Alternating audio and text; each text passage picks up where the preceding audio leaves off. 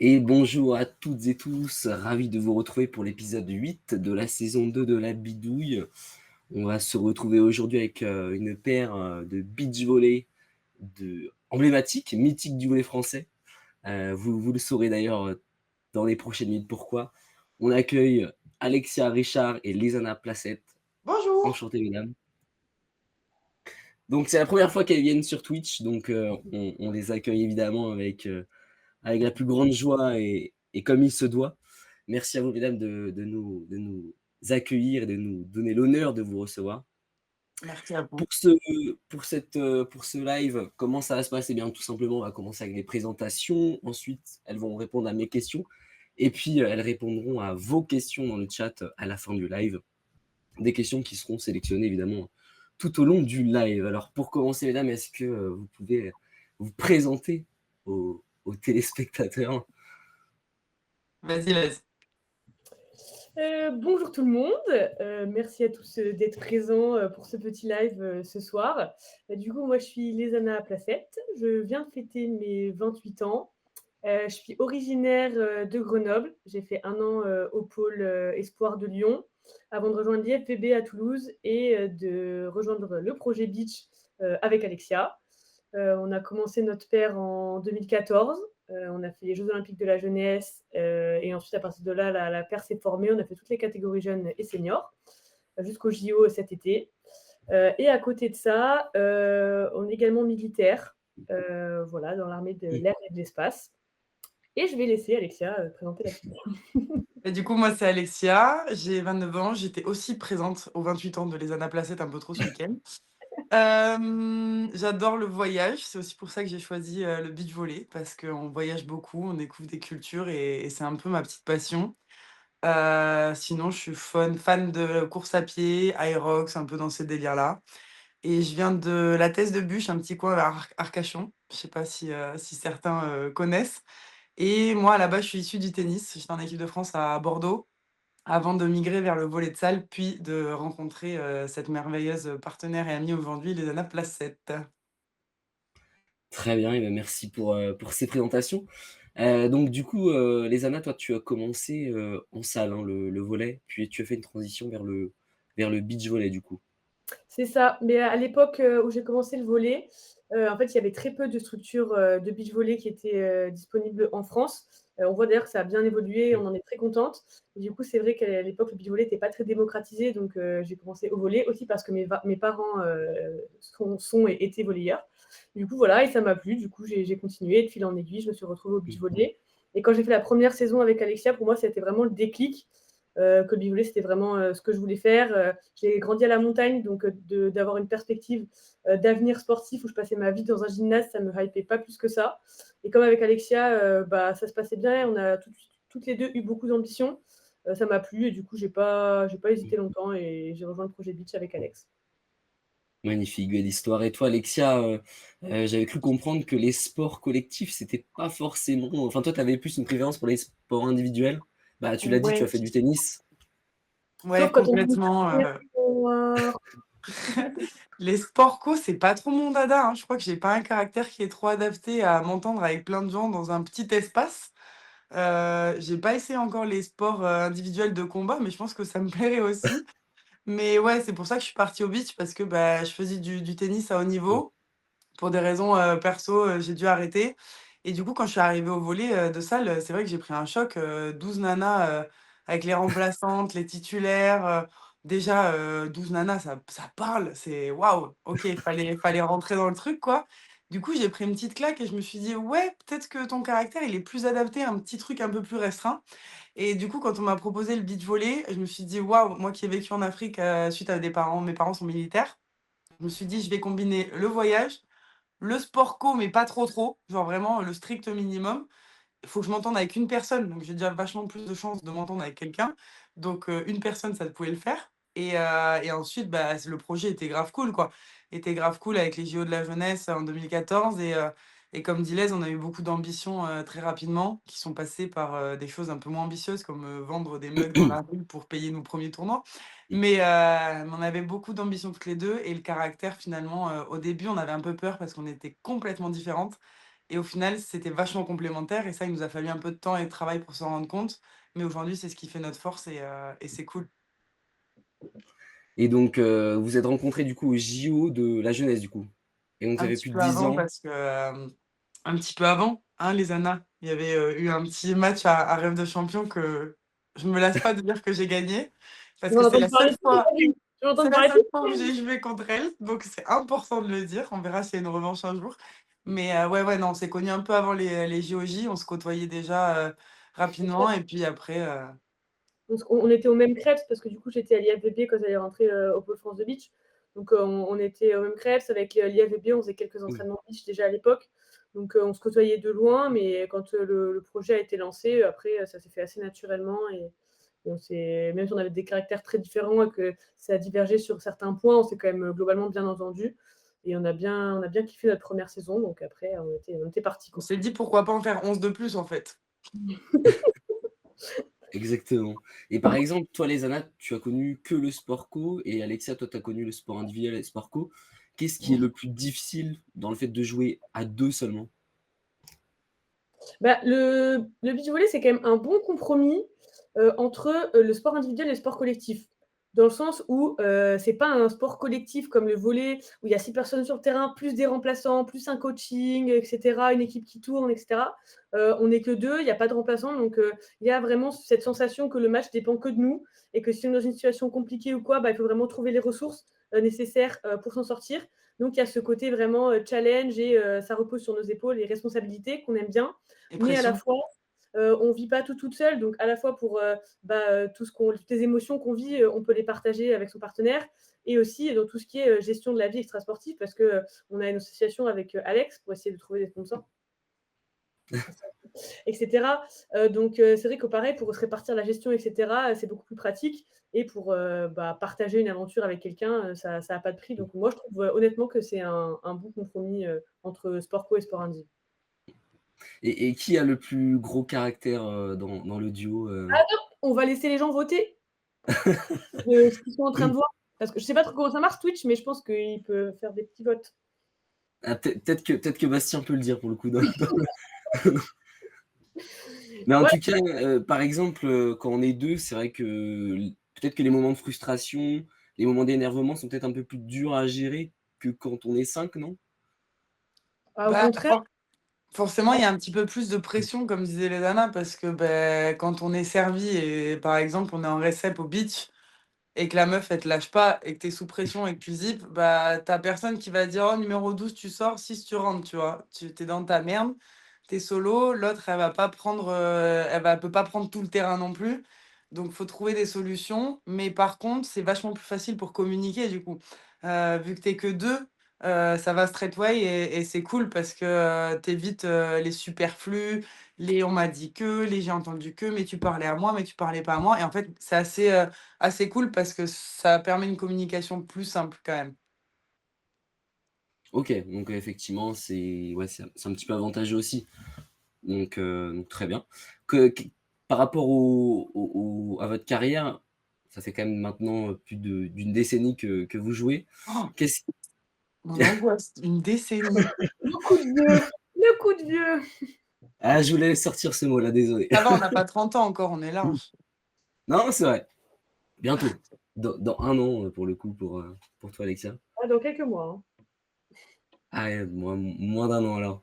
Mais hein. quel a été le moment le plus marquant? Alors, je suppose que vous allez me dire la qualification pour les Jeux olympiques parce que forcément, vous êtes, un duo qui s'est qualifié pour la première fois depuis 24 ans, pour les JO directement depuis le ranking, ce qui s'est pas fait d'ailleurs aussi chez les hommes pendant plus de 20 ans, donc c'est assez énorme.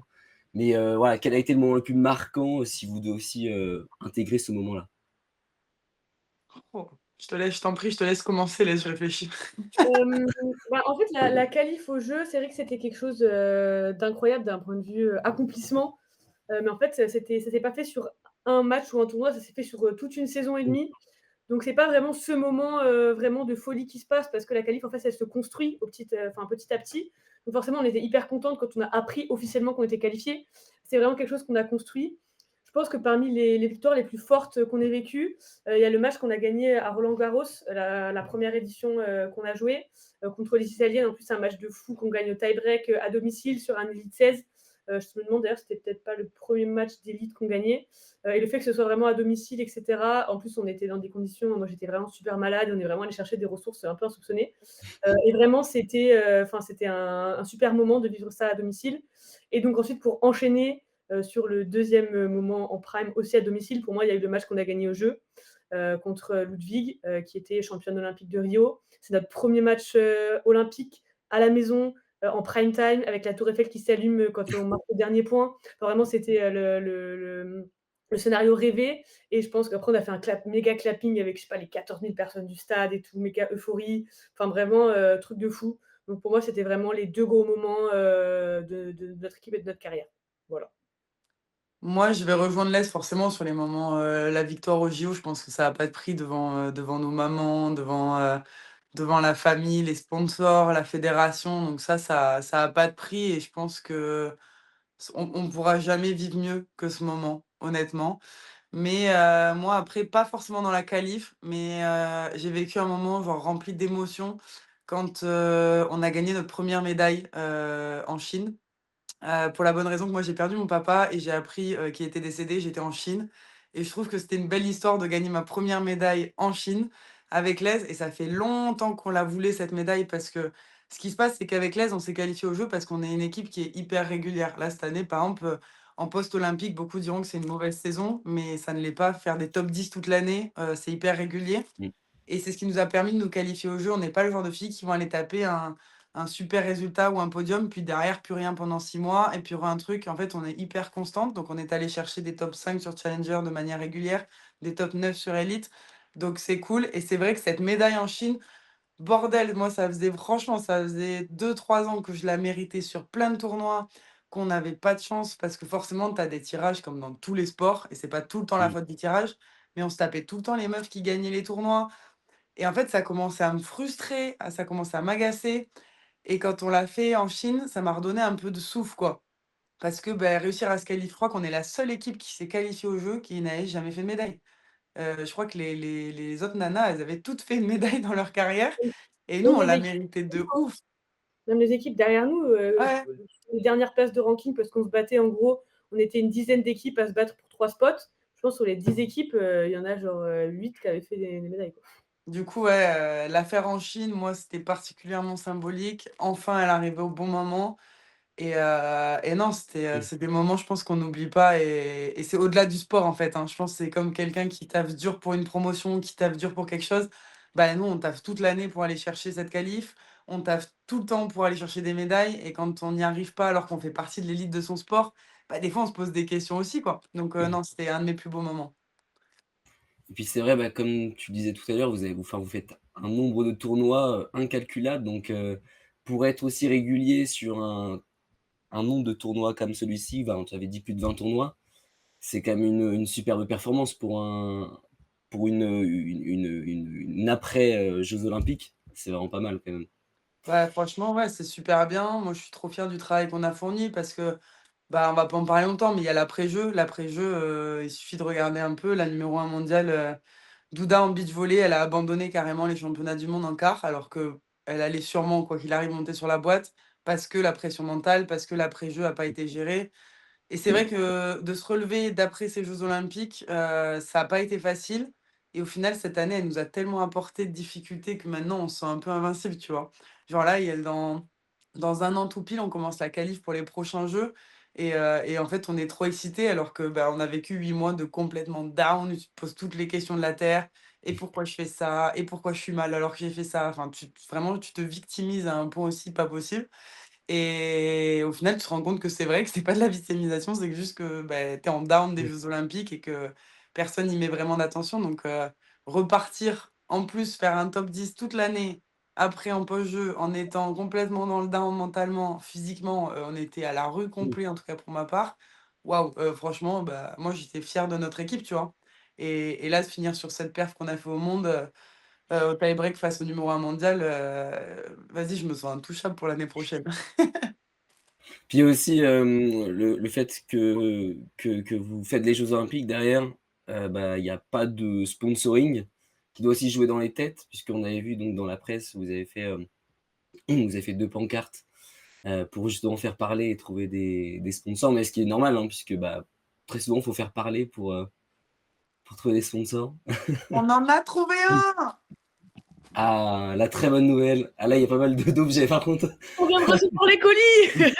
Ouais, on a trouvé une super marque, mais c'est clair que c'est même pour les sponsors, là, on a eu de la chance de tomber sur une marque comme Skechers, qui en plus est hyper connue aux États-Unis. Les jeux sont aux États-Unis, donc c'est grave cool. Mais ouais, les sponsors, c'est chaud, ouais. En fait, C'est on avait pas mal de sponsors avant les Jeux. Et il y en avait pas mal qui nous avaient dit, même s'ils nous suivaient depuis un moment, donc c'était pas forcément opportuniste, mais qui nous avaient dit qu'ils nous suivraient jusqu'en 2024. Et c'est vrai que quand les Jeux se sont terminés, que du coup on a perdu ces quelques partenaires et qu'on s'était rendu compte que c'était beaucoup plus compliqué maintenant que les Jeux étaient passés de vendre un projet, parce que c'est vrai que les Jeux à domicile, le beach volley sous la Tour Eiffel, c'était bah un projet qui faisait rêver, c'était en France. En plus, comme on l'a dit, on était la première équipe à se qualifier depuis des décennies, comme c'est le mot apparemment du sport. 2 Du coup, décennies.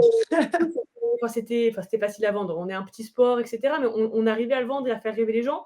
Et on s'est rendu compte que quand c'est fini, même toute cette hype qu'il y avait autour des jeux, parce qu'il y a eu un engouement énorme, même si au début les Français y râlaient un peu, au final tout le monde était en extase, était conquis par les jeux. Et quand tout ça est redescendu, on s'est rendu compte qu'en fait c'était beaucoup plus compliqué. Heureusement, il y a quand même quelques partenaires qui étaient avec nous depuis un moment, qui ont continué le projet et qui voilà, sont toujours parmi nous. Et c'est vrai qu'on s'est rendu compte que ça allait être un nouveau défi de réussir à trouver un nouveau projet. C'est pour ça qu'on a aussi renommé notre asso, un nouveau projet et de trouver une nouvelle manière de vendre notre sport et notre équipe, quoi. Et finalement, du coup, vous l'avez trouvé enfin, ça a pris combien de temps de trouver enfin un partenaire? Franchement, en fait, on disait, nous, on a besoin de sponsors de manière générale, mais on s'est fait une réflexion. Comment c'est possible que depuis 10 ans, on n'arrive pas à trouver un équipementier? Bordel, on est 2, on n'est même pas une équipe de 12, on n'est que 2. Et vous performez. Je pense qu'on performe, je pense qu'on est des nanas assez chouettes et nature peinture sur les réseaux. Alors forcément, on n'est pas des influenceuses, on n'a pas 30 000, 50 000 abonnés et c'est pas ce qu'on veut devenir.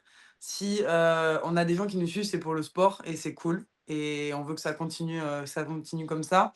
Mais on a mis un bon moment jusqu'à ce qu'on ait cette idée de notre agent.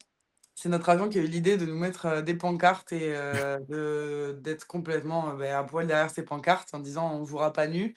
Et en fait, c'est bien parce que ça a suscité de l'engagement, de l'intérêt. Il y a eu plein de gens qui sont aussi intéressés au beach volley, qui connaissaient pas, qui ont fouiné un petit peu, de contact en contact.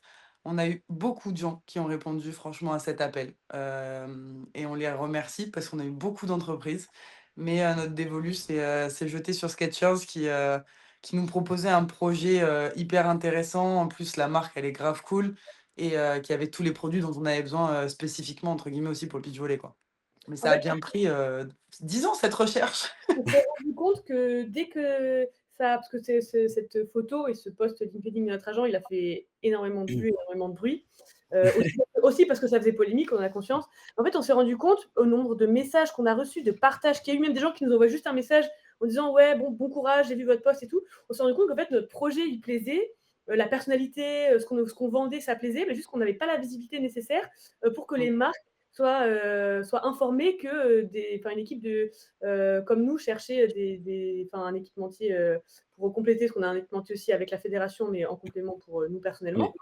Et en fait, on s'est rendu compte qu'une fois que ça faisait du bruit, les marques, elles étaient intéressées. Et c'est pour ça qu'on a reçu plein de messages. Qu'on s'est dit, parce qu'il y a aussi ce rôle des médias qui diffusent tout ce qui est télé, l'équipe, machin, ça diffuse très peu le beach volley. Du coup, les gens, en fait, ne connaissent pas ou s'intéressent une fois tous les 4 ans au jeu, la discipline. Et du coup, ça a un peu mis en lumière notre recherche de partenaires et ça nous a bien aidé. Aussi, pas que en équipementier d'ailleurs, parce qu'on a reçu plein de messages de plein de marques qui voulaient nous aider à leur manière. C'est pas toujours ce qu'on recherchait, mais c'était vraiment émouvant de voir le nombre de messages et de soutien qu'on a reçus, quoi. Parce qu'aujourd'hui, une paire de beach peut pas vivre ou comment dire, ou exercer le métier sans partenaire pour le coup? Alors, pour le coup, une paire de beach volley qui veut se lancer comme ça, lambda, demain, si elle n'est pas avec la fédération et accompagnée par la fédération, c'est sûr que c'est compliqué. Ça demande de trouver des dizaines de milliers d'euros. Nous, on a la chance quand même d'être intégrés au groupe France, du coup, relié à la Fédération française de volley, qui nous finance une partie de l'année, une bonne partie de l'année. mais on a toujours les compétitions de fin d'année à notre charge. Quand on est éliminé sur un tournoi, il faut qu'on se paye l'hôtel, la nourriture. Donc il y a toujours beaucoup de dépenses annexes et forcément quand on doit se payer une compétition, bah, c'est loin, c'est très loin. Je repense, aux Philippines ou voilà, en Malaisie, ça fait quand même des belles trottes. C'est des billets d'avion qui sont très chers, Mmh. l'hôtel et cetera. Et on est quand même des sportives, pros dans le sens dans l'élite de notre sport. Bah, pareil, on doit penser à prendre un kiné quand même. On peut pas partir 3 semaines sans kiné, c'est pas possible. Partir une semaine ou 2 sur 1 ou 2 compètes, on se débrouille avec les kinés du tournoi, mais des fois, il y a des destinations où on sait que les méthodologies appliquées, disons, sont pas les mêmes que les classiques européennes, ou même brésiliennes ou, voilà, qui a pas forcément, autant de qualité que ce qu'on recherche, donc on est obligé de se renseigner pour un kiné. Et là, forcément, ça engendre des frais. Mmh. Donc c'est sûr qu'une paire de beach volley, si elle veut performer au très haut niveau mondial, c'est compliqué. En France, il y a de plus en plus de tournois, c'est hyper accessible. Alors forcément, il y a le déplacement à payer, mais je pense qu'aujourd'hui, et je suis le premier exemple, hein, je mets 135 balles dans un billet d'Aerox et je paye mon déplacement. Bah voilà, je pense que les gens, s'ils ont envie de le faire, ils le feront. Bien sûr, avec les moyens qu'ils peuvent et en fonction des destinations, mais c'est possible de se lancer en France. Il y a de plus en plus de clubs, il y a de plus en plus de Mmh. structures et c'est surtout qu'en plus on gagne des prize money quand même, même en France, il y a des prize money. Donc heu, donc non, c'est possible et se lancer à l'étranger, c'est possible également. Il y a plein d'équipes qui sont hors fédération, dans le circuit. Mais voilà, derrière, il faut trouver des sponsors. Pour trouver des sponsors, il faut performer. Pour performer, il faut bien s'entraîner. Pour bien s'entraîner, il faut avoir les moyens d'avoir une bonne structure et en fait, c'est un cercle un peu, vicieux ou vertueux, ça Mmh. dépend de quel sens on le voit, mais On a de la chance aussi, comme j'ai dit précédemment, on est militaire, donc on est, dans l'armée de champions, qui est reliée au bataillon de Joinville et au CNSD. Donc en gros, c'est des contrats pour les sportifs de haut niveau, qui permettent, en fait, d'être à disposition, des fédérations pour s'entraîner, toute l'année et en échange, on est relié à l'armée, donc on fait, la promotion de l'armée, et on était d'ailleurs en stage, la semaine dernière en immersion dans le milieu militaire pour nous permettre de parler avec plus d'aisance et de mieux connaître, le milieu militaire et ça nous permet aussi du coup, de vivre et de payer, on va dire les dépenses fixes de l'appart, et cetera. Donc on a la chance aussi d'avoir, ce système qui a été mis en place, grâce à l'armée de l'air et de l'espace, notre fédération, et l'Agence nationale du sport. Mais voilà, c'est pas non plus donné à tout le monde et c'est vrai que c'est nous ce qui nous permet de vivre un peu plus, sereinement parce qu'on sait que quoi qu'il arrive, demain, on sait pas, hein, si on se blesse, mauvaise saison, Mmh. enfin il peut tout se Ouais. passer. Je nous le souhaite pas, voilà, je touche du bois.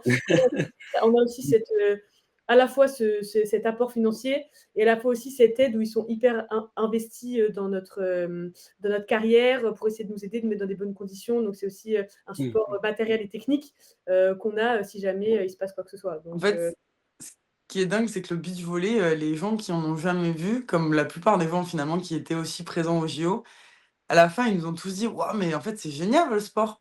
Ça dure 40 minutes, il y a un DJ, ça plonge, ça frappe fort, il y a des ballons dans la tête», enfin, il y a tout pour plaire, quoi. C'est pas trop Ouais. long, il y a du monde, il y a de l'ambiance et en fait, les gens ne connaissent pas ce sport en France et ils commencent, hein, à se faire Mmh. connaître, mais c'est dingue, on va à Stade, en Suisse, c'est nos voisins, l'arène, elle est sold out, mais des mois et des mois à l'avance. En Autriche, c'est pareil, en Allemagne, c'est pareil et en fait, les Français qui ont connu ce sport grâce aux JO nous ont tous dit: «Waouh, mais c'est énorme, on voudrait d'autres tournois comme ça» et en fait, ça correspond à des élites 16, voire même certains challenges. Sauf qu'en France, on a eu Roland-Garros. Là, il y en a plus depuis un petit moment.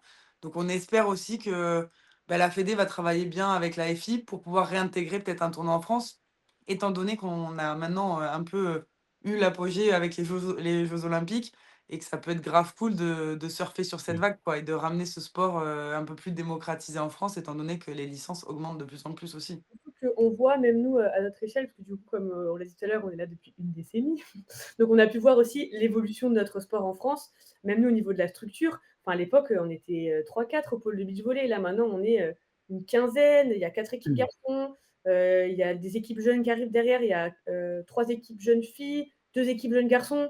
Enfin, ça s'est vraiment, démocratisé. Les jeunes, ils voient aussi que forcément, que c'est possible d'en vivre et d'avoir une carrière comme on est en train de le faire. Donc ils ont des rôles modèles que nous, on n'avait pas forcément quand on a commencé. Du coup, c'est vrai que ça attire de plus en plus de monde et nous, on est super contents. On a une nouvelle structure au Crêpes aussi, depuis quelques années. C'est une des meilleures structures du monde, voire d'Europe pour notre sport. On a 4 terrains couverts dans une super Mmh. halle, enfin et du coup, on voit vraiment que la mise en condition du beach volley évolue en France, donc on espère que ça va continuer d'aller dans cette direction. parce que cette évolution, elle montre que les gens, ils adorent le beach volley. Comme l'a dit Alex, il y a de plus en plus de licenciés. Et du coup, ça suit derrière les efforts et les investissements qui sont faits. Donc, on espère que ça va continuer. Mais en tout cas, nous, on voit un vrai engagement et une vraie évolution depuis qu'on a commencé, quoi.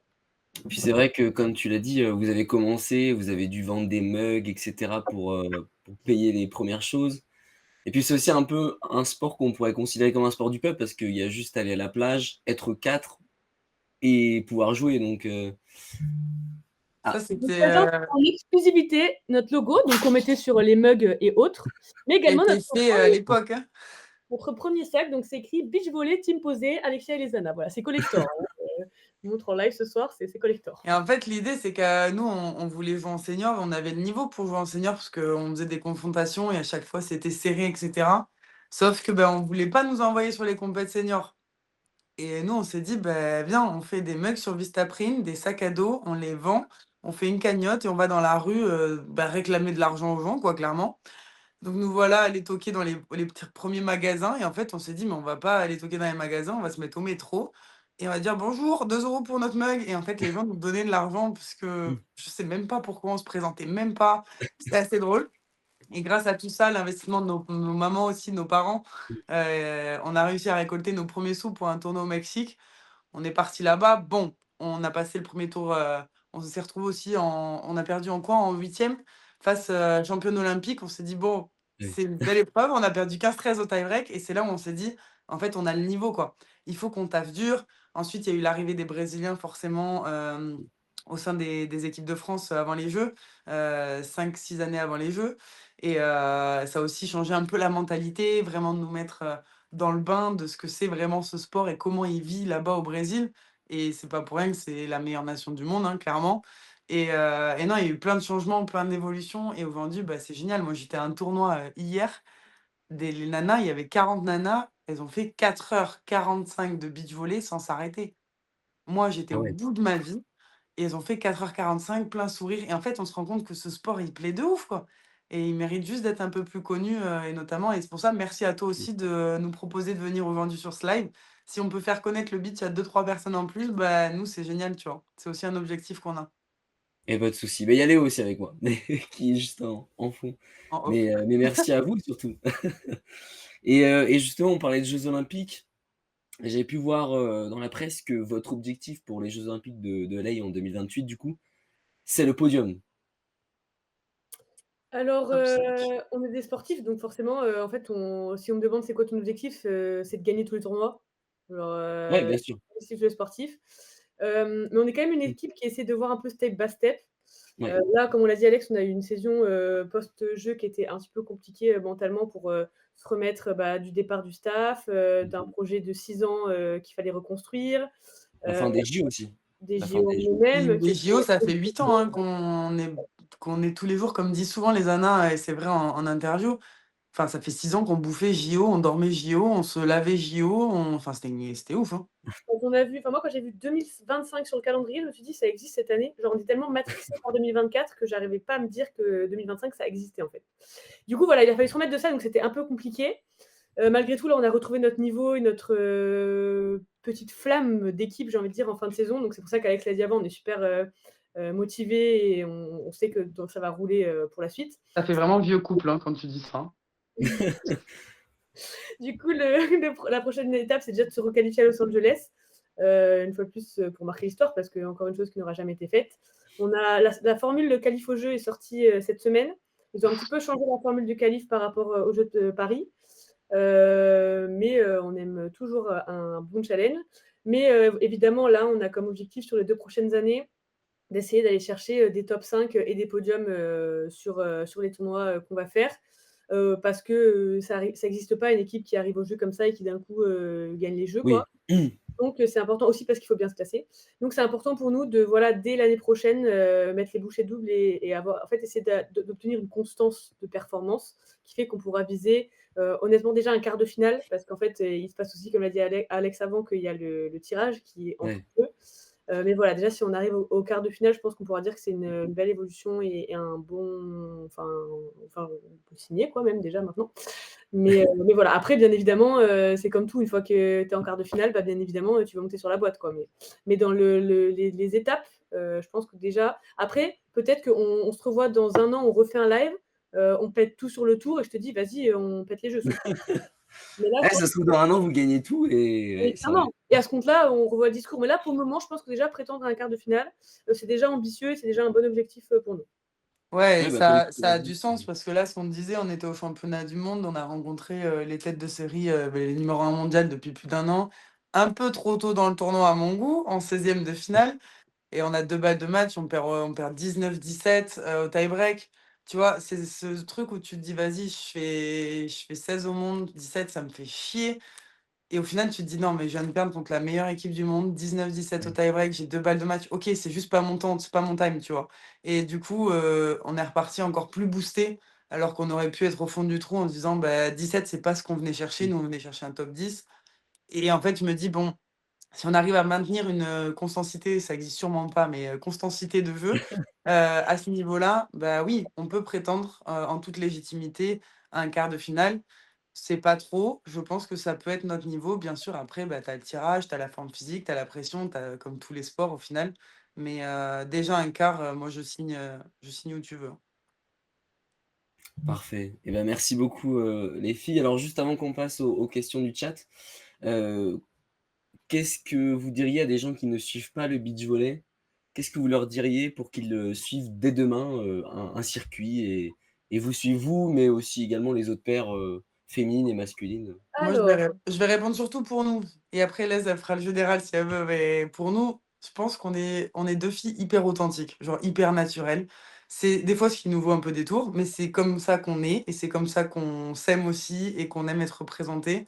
Donc si tu veux juste des histoires où on perd nos valises H24, où on se blesse tout le temps, on se fait casser les doigts en faisant des tractions, si tu veux des histoires un peu drôles et qu'on t'apporte un peu de fun au-delà du sport, en plus du sport même dans ta vie, bah, hésite pas à nous suivre. L'histoire des poubelles aux jeux olympiques. Voilà, si tu veux qu'on signe ton bâtiment et qu'on ramène tous les sportifs jusqu'à Teddy Riner, tu nous appelles et on vient signer ton bâtiment. ouais, comme l'a dit Alex, en plus, le beach, en vrai, c'est assez fun comme sport. C'est pas trop long, c'est pas trop dur à comprendre. C'est assez ludique, il se passe toujours plein de trucs. C'est pas comme certains sports, comme le baseball où ça dure 4 heures et bon, voilà. Non, en L'abonnement, il vrai, coûte pas cher. c'est sympa, ouais. Souvent, je joue dans des endroits assez sympas en plus. Et je sais pas comment ça va se passer pour la Fédé l'année prochaine, mais en plus, cette année, par exemple, tous les licenciés de la Fédé pouvaient créer un accès gratuit pour nous regarder toute l'année. Du coup, je sais pas si ce sera OK. reconduit pour l'année prochaine, mais il y a la fédération qui fait en Mmh. sorte qu'il y ait de plus en plus de possibilités de suivre le sport de niveau et notre sport. Donc, n'hésitez pas. Nous également, sur les réseaux sociaux, on reposte tous les résultats de nos matchs, etc. Donc, même si vous n'avez pas le temps ou que des fois on est en décalage horaire et ça, on joue à 3 heures du matin et que vous ne pouvez pas regarder les matchs, vous pouvez juste suivre les résultats. On reposte quasiment tout. Les résultats, nos aventures, comme l'a dit Alex avant. Donc, en vrai, voilà, si vous avez aussi des questions sur le sport et tout, on est assez réactifs, donc il ne faut pas hésiter. Et C'est vrai que vous puis, êtes très accessible voilà. sur Instagram, puisque je me rappelle que quand on vous envoie un message, vous avez, directement répondu donc Voilà, C'est voilà. clairement pas donc Placette qui l'avait vu. Oh, c'est très faux, c'est moi qui ai répondu en premier. Pour une fois, c'était toi. Je dément cette accusation. mais effectivement, c'est sur la VBTV que c'est diffusé. Je crois que le code de licence fonctionne toujours pour avoir un abonnement gratuit, je crois. Ouais, peut-être Donc jusqu'au 1er janvier, alors dépêchez-vous, hein. ouais, parce qu'à 1 an, ça peut faire Après, mal. entre, vous et moi, c'est moins cher que Netflix, c'est moins cher que Ouais, plein c'est de clair. trucs, c'est pas excessif non plus l'année. Donc si tu es une personne qui aime juste le sport et Mmh. qui kiffe le volley, et tu risques de kiffer le beach volley aussi et tu peux te régaler. Et depuis la fin d'année, donc c'est pareil, on ne sait pas comment ce sera pour l'année prochaine, mais on postera tout en début d'année dès qu'on aura des infos de la fédération internationale. Il y a 3 élites beach volley. Il y a les élites, donc c'est le plus gros niveau mondial. Les challenges, c'est intermédiaires et les futurs. Et très souvent, les challenges sur lesquels nous on joue aussi souvent, depuis la fin d'année, sont disponibles sur YouTube. Donc on vous tiendra au OK. courant. N'hésitez pas à nous suivre pour avoir les informations. Mais c'est possible qu'il n'y ait même pas besoin de prendre d'abonnement pour certains types de tournois l'année prochaine. Donc ça peut être aussi une bonne possibilité pour regarder le sport si vous n'avez pas envie de payer tout de suite, voir déjà si ça vous intéresse et par curiosité suivre un petit peu nos matchs. Parfait. Et bien, je pense que Léo va pouvoir mettre votre Instagram dans le chat pour essayer de s'abonner un maximum et justement atteindre peut-être un jour les 30 000, 50 000 ou 100 000. Super. En attendant, il y a des questions dans le chat. Bah, on va prendre évidemment Bastien. qui a demandé quel est votre regard sur la prépa mentale en tant que beach volleyeur. Franchement, la prépa mentale avec l'AISE, on a été les premières, je pense, dans notre sport plus ou moins concernées. Assez jeunes, on s'est rendu compte que souvent on voit la prépa mentale comme un psychologue ou prépa vraiment dans le sport. Il y en a qui ont les deux casquettes, comme si on avait un problème, comme si on était faible, alors qu'au final, c'est vraiment une force. C'est vraiment une force de se faire aider. Ça aide à gérer tout ce qui est pression dans le terrain. Mais également la communication, parce que on le dit souvent, mais en fait, notre équipe, c'est comme un couple. Si tu communiques pas, ça foire à un moment donné. Tu vois, c'est comme toi avec ta meuf, c'est pareil. Donc, on essaye de bien communiquer entre nous et ça apporte aussi du soutien extérieur parce que quand on a des décisions à prendre, que ce soit nous, nos familles ou nos amis ou même notre staff, ils sont des fois trop impliqués pour pouvoir avoir un regard juste. C'est aussi une personne qui peut t'apporter un regard juste sur plein de situations, sur plein de ressentis. Donc, les ANA, comme moi, on l'a inclus dans notre prépa à toutes les deux individuelles, mais aussi depuis cette année collective. On a même pris quelqu'un pour nous aider justement à surmonter un petit peu ce down psychologique qu'on a Ouais. eu. Et en fait, sans ça, on s'en serait sûrement pas sorti. Donc, non, c'est hyper important. Il faut pas le faire sur le feu. Faut pas le faire quand il y a le feu déjà. Faut le faire bien avant, même quand tout va bien. N'hésitez pas à vous faire aider, accompagner. Et en vrai, c'est juste une personne de plus dans ton bateau qui t'aide à piloter, tu vois. Ouais, je suis d'accord avec ce que l'a dit Alexia. Et en vrai, même au-delà du sport, je sais que moi, quand j'ai commencé vraiment la prépa mentale, je me suis rendu compte qu'en fait, ça m'aidait limite plus en dehors du terrain à juste comprendre qui j'étais, pourquoi j'étais comme ça, pourquoi des fois j'avais certaines réactions plus ou moins vives, enfin, et ça m'a vraiment aidé à me comprendre moi-même et à faire une genre d'introspection, à me poser des questions de OK, j'ai vécu ça à tel moment, ça a cette répercussion. Et du coup, les espèces de traits de caractère que j'aimais pas trop chez moi ou que je voulais essayer d'améliorer, de comprendre d'où ça venait, ça aide un petit peu à tout délier et à aller dans une meilleure direction. Donc, dans le sport, évidemment, c'est important parce que enfin, notre corps, mais du coup, et notre esprit, c'est notre outil de travail. Donc, c'est important d'en prendre soin. Mais je pense que même au-delà de ça, je pense que ça n'existe pas quelqu'un qui a vraiment rien vécu dans sa vie, qui n'a pas de trauma et qui n'a pas de séquelles de quoi que ce soit. Des fois, c'est des choses qu'on ne soupçonne même pas. Du coup, de retourner en arrière et de faire tout ce travail, ça permet de comprendre plein de choses. Et moi, j'ai trouvé ça méga instructif, en fait, pour moi-même en tant que joueuse, mais aussi en tant que personne. Donc, en vrai, je recommande vraiment à tout le monde d'aller voir un spécialiste par rapport à ça. Pas de ChatGPT parce que bon, voilà. Et voilà, c'est vraiment top. Et avec Alexia, je pense que ça nous a beaucoup aidé, comme elle a dit, aussi parce qu'on joue ensemble depuis tellement longtemps que quand on s'est rencontrés à 16 ans, on a toutes les deux évolué donc ensemble parce qu'on est de la même équipe, mais aussi en tant qu'individu. Et Mm. donc, des fois, de réapprendre à se réadapter aux évolutions, aux envies de chacune, c'est aussi hyper important de synchroniser tout ça au sein de l'équipe. Et donc, c'est aussi pour ça qu'on l'a fait. Et franchement, zéro regret. Et je pense que ça nous a vraiment sauvé cette année de faire cette prépa mentale. Et du coup, c'était vraiment un travail psy qu'on faisait. Et c'était vraiment, vraiment top. Parfait. Il y a Hubert Hainaut d'ailleurs qui vous a dit bravo les filles, courageuses jusqu'au bout. Il y a pas Merci. mal de bravos dans le chat et de gens qui soulignent votre courage durant toutes ces années d'épreuves et de beach volley. Eh bien, écoutez, le temps va malheureusement nous stopper assez tôt parce que la réunion va s'arrêter toute seule au bout d'un moment, donc j'ai pas envie que ça coupe pendant que vous parlez. On a trop parlé. Non, du tout, non, c'était vraiment très intéressant. Si C'est ça bien, pouvait les faire gens votre découvrent plaisir. le défaut de Lézana Facette, c'est qu'elle adore parler. Elle est débordante d'énergie, cette meuf. Par contre, pour le coup, il faut pas qu'elle prenne des vitamines, elle, hein. Et qui a un plus mauvais caractère alors? Forcément, Alors, Placette. En vrai, alors il y a je deux moi, je ne sais réponses. pas. Il y a deux réponses, hein.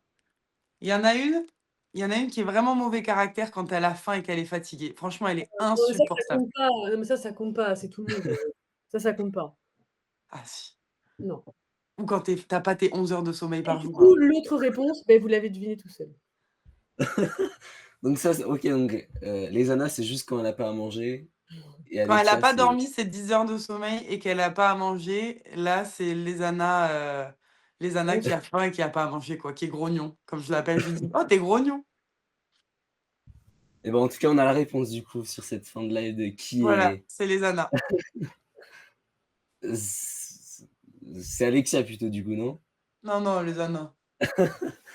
Bon, écoutez, en tout cas, merci beaucoup mesdames de nous avoir offert 45 minutes pour vous exprimer et répondre à mes questions. Avec grand C'était très intéressant. Comme j'ai dit, si on pouvait avoir 2 heures, plaisir. ça aurait été un vrai plaisir parce que vous avez beaucoup de choses à raconter, beaucoup de choses vécues qui sont vraiment, très intéressantes et très inspirantes, que ce soit pour les gens qui pratiquent ou les gens qui simplement regardent. Et donc juste pour ça, merci beaucoup et on suivra, de très près, votre parcours. Merci Merci. beaucoup. Au Merci revoir et beaucoup. bonne continuation. Merci à vous C'est l'heure de et manger. Oui. et pour ceux du live, on se quitte juste quelques instants et on se retrouve dans 2 minutes.